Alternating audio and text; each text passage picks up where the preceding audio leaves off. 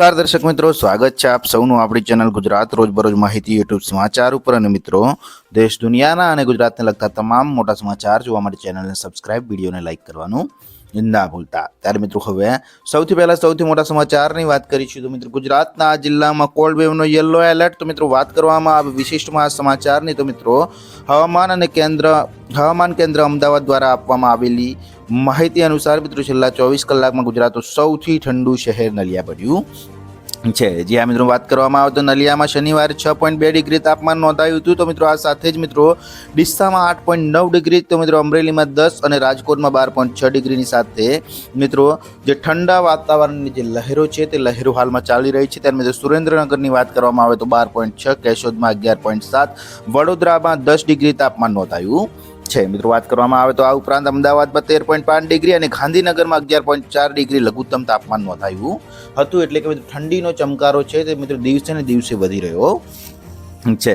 ત્યારબાદ મિત્રો અન્ય મોટા સમાચારની વાત કરવામાં આવે તો મિત્રો, હવે સમાચાર આવી રહ્યા છે મિત્રો, નરેન્દ્ર મોદી પાસે કેટલી સંપત્તિ છે તેને લઈને આંકડા આવ્યા બહાર। જ્યાં મિત્રો વાત કરવામાં આવે તો આપણા દેશના યશસ્વી વડાપ્રધાન નરેન્દ્રભાઈ મોદીએ પોતાની સંપત્તિ જાહેર કરી છે। મિત્રો વાત કરવામાં આવે તો પીએમ પાસે હવે કોઈ જીવન વીમા પોલિસી હાલમાં કોઈ નથી। ત્યારે મિત્રો કોઈ મિલકત નથી। ત્યારે મિત્રો 31 માર્ચ 2024ની સ્થિતિએ તેમની પાસે કુલ 2.59 કરોડ રૂપિયાની સંપત્તિ હતી। મિત્રો વાત કરવામાં આવે તો આ ઘોષણા પીએમઓ વેબસાઇટ પર કરાઈ હતી। તો મિત્રો પીએમએ કોઈ બોન્ડ, શેર કે મ્યુચ્યુઅલ ફંડમાં રોકાણ કર્યું નથી। ત્યારે મિત્રો તેમની પાસે કોઈ કાર નથી। જો કે તેમની પાસે 2,01,660 રૂપિયાની કિંમતની 4 સોનાની વીંટી છે। તો મિત્રો બેંક બેલેન્સ માત્ર 574 રૂપિયા અને રોકડ 30,240 રૂપિયા પીએમઓની વેબસાઇટ પર જોવા મળી હતી, જે ખૂબ જ મોટા અપડેટ મળી રહ્યા છે।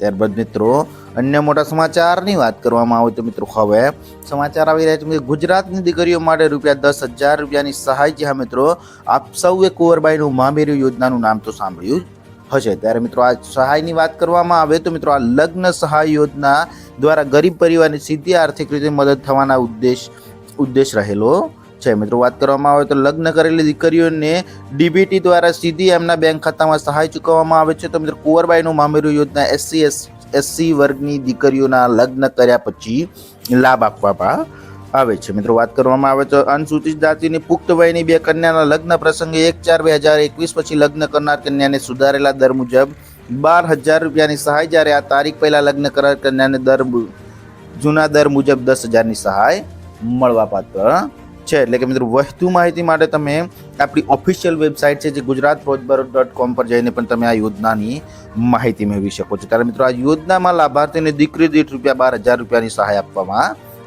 આવે છે, જે ખૂબ જ મોટા અપડેટ મળી રહ્યા છે।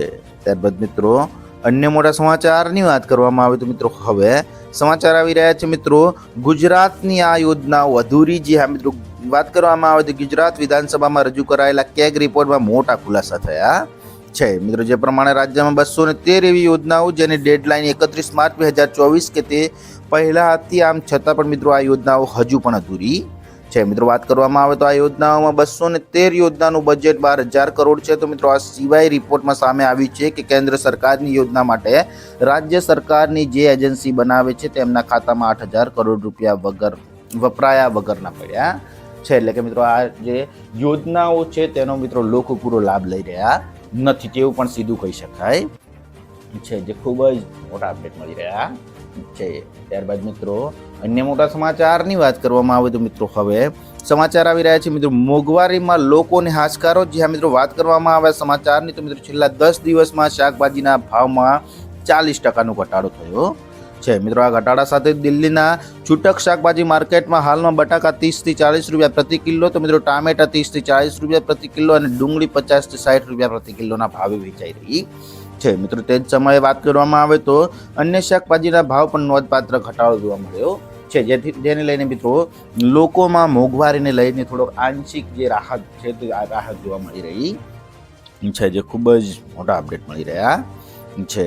ત્યારબાદ મિત્રો અન્ય મોટા સમાચારની વાત કરવામાં આવે તો મિત્રો, હવે સમાચાર આવી રહ્યા છે મિત્રો, ખેડૂતોને પોતાનો દુઃખ વ્યક્ત કર્યું। જ્યાં મિત્રો ખેડૂતોએ જણાવ્યું હતું કે બાગાયત ખેતીમાં સરકારે જાહેર કરાયેલું રાહત પેકેજ ખૂબ જ ઓછું કહેવાય છે, કારણ કે મિત્રો બાગાયતી ખેતી પાછળ ખર્ચો પણ વધુ થાય છે, તેમજ મિત્રો ખૂબ મહેનત પછી આ પાક જ્યારે તૈયાર થાય છે, તેમજ અત્યારે જે પરિસ્થિતિનું નિર્માણ થયું છે તે પ્રમાણે તો સહાય તો ફક્ત ખેતરની સફાઈ કરવામાં જ ખર્ચાઈ જાય તેવી પરિસ્થિતિ નોંધાઈ છે. એટલે કે મિત્રો જે બાગાયતી ખેતીને લઈને સરકારશ્રી દ્વારા જે રાહત પેકેજ જાહેર કરવામાં આવ્યું હતું તેને લઈને મિત્રો ખેડૂતોએ જે છે તે દુઃખ વ્યક્ત કર્યું હતું.